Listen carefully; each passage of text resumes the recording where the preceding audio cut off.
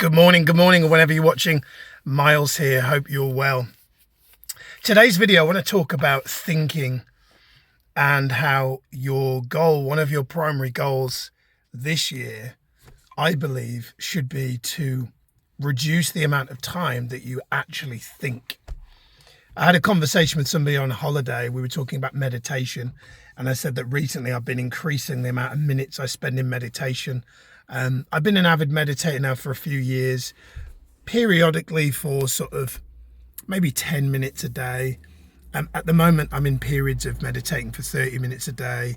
30-minute blocks of time twice a day, and sometimes even an hour once or twice a day. And I'm noticing a big difference in terms of my the way my mind works. And this particular person on holiday said he was like, I need to meditate. And he said, but my problem is I can't stop thinking.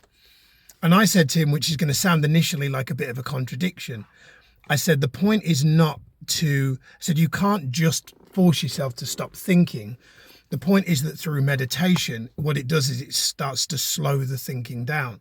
So it's a bit like when you're driving and you come up to traffic, obviously you have to slow the car down, otherwise you're going to hit the car in front. Meditation, for me personally, is about slowing down the thinking. And also, I think another really important thing to know is that there is a difference between thoughts and thinking. So like in the gym this morning, I was chatting to a guy he's a boxer, and he's having a fight soon. This is like his first fight. He's having like an amateur fight, and he was with his trainer, and he was asking how I've been, and I said I've been on holiday, and he said, what was your favorite part? And I thought it's really nice that he asked that question. And I said, don't tell Sati, Sage and Zen, but my favorite part was like I got to meditate more, like I had the space and the time to meditate. And he was like, wow. And he was also intrigued. And I said, I think meditation will really help your boxing, because one of the times that I've observed him training, we've had a conversation after, and he's talked about, like, he said, my biggest fear is like, getting hit or getting knocked out and this kind of stuff, right? He said that's a fear, and part of the reason he wants to box is because he wants to overcome this fear.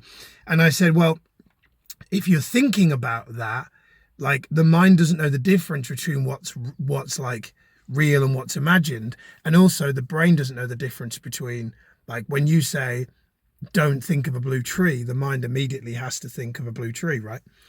So I said to him, like, as I'm going to say to you in this video, that the key is to know that there's a difference between thought and thinking. So for example, like if you're in my community in terms of for coaching,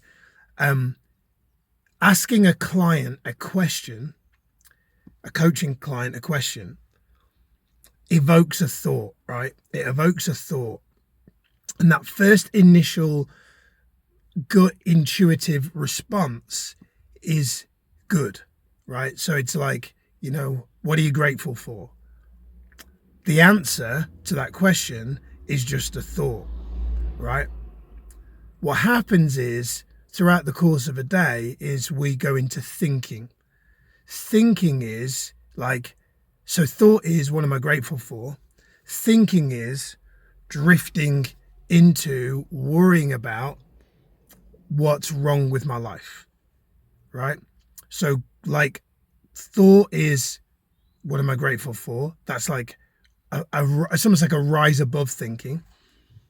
Thinking is what am I worried about is a fall below. And the key difference is one is good for you and the other isn't. So it's a bit like Eckhart Tolle talks about this. He talks about like people will have alcohol and smoke things maybe that are not good for them, and it helps them to fall below thinking. So actually what's really amazing is in society, anybody that drinks alcohol in excess is doing it because they want to escape their thinking mind. Like that's actually like scientifically proven, like that's part of the reason why people do it, because alcohol helps you go into a different state of consciousness, right? But obviously that's not healthy. So one of the ways to rise above the thinking level is to do things like meditation. Because in meditation, what happens is when you start a meditation, you may initially have thinking, but then you'll find that eventually the thinking will settle down. It will slow down like the car in traffic. And you'll find then that you're more likely to go into thought, which is like healthy. So, for example, like I will like me and Sati had some conversation about, we were having like a finance conversation, and it was like one of the last things before I went to bed. So I slept on that and was thinking and ruminating on it. Now, worrying about like what might go wrong, fear-based thinking is something that like unconsciously is still within me, largely just because of like the way my mum was raised and the way my mum raised me. Like my mum, you know, didn't have any money and was always probably speaking in terms of like lack and not having enough. So I kind of modeled that, right? It was always in my subconscious. So thinking about like what could go wrong financially is not healthy. Then taking that into a thought form of, you know, a coaching question. This is why coaching is so powerful, right? This is why coaching is such a beautiful skill, a beautiful tool to share with the world. Like, because, and this is why I always say, you know, it shouldn't be about the money. It should be about because you want to love this stuff. Because when you ask a person a question that maybe they've never considered before, like, I don't know, if you had if you had a year left to live, what would you do with that time?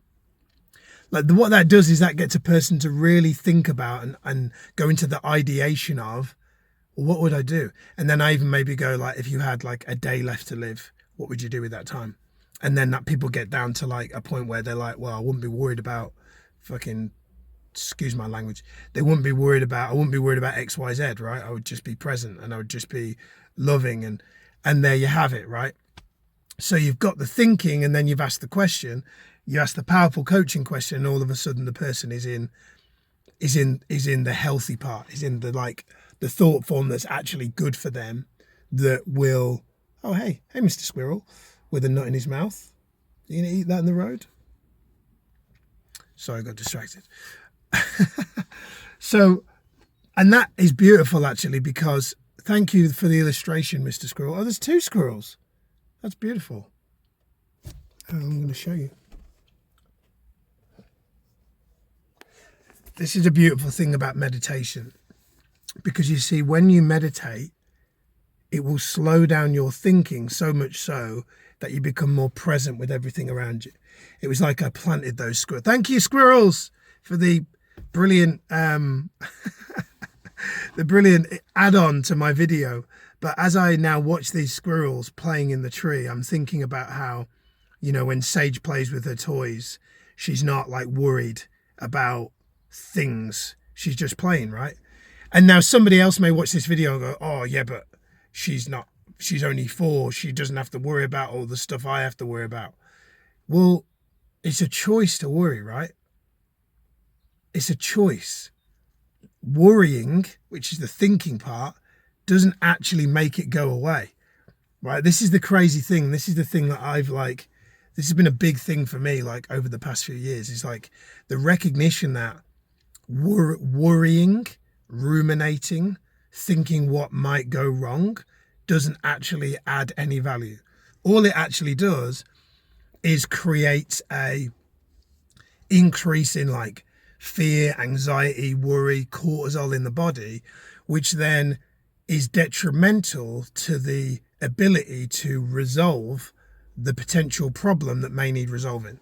So if there is a genuine problem, thinking about the problem that isn't even there isn't going to resolve the problem. Like it just doesn't, right? However, like, okay, I have a financial problem. Okay, what do I need to do to resolve this financial problem?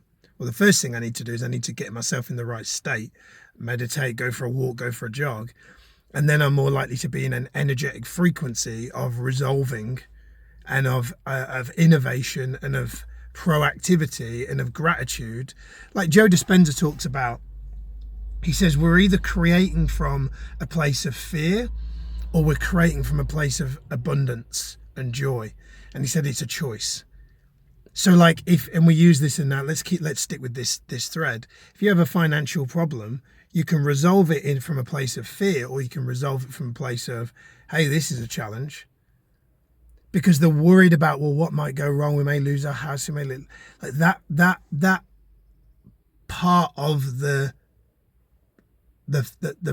part of that stream of thinking isn't adding any value. Like, it's not doing anything to make your life better. And this is why I say coaching is so powerful, because you have an opportunity as a coach to ask questions that get people to rise above thinking and go into thought.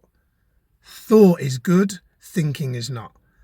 And when you ask people questions like, what are you grateful for? What do you love? Like, if you had a day left to live, what would you do with that time? Who would you be? Like, you know, if you were going to show up as the best version of you today, what would be 3 words that would characterize that best version of you, right? That's good.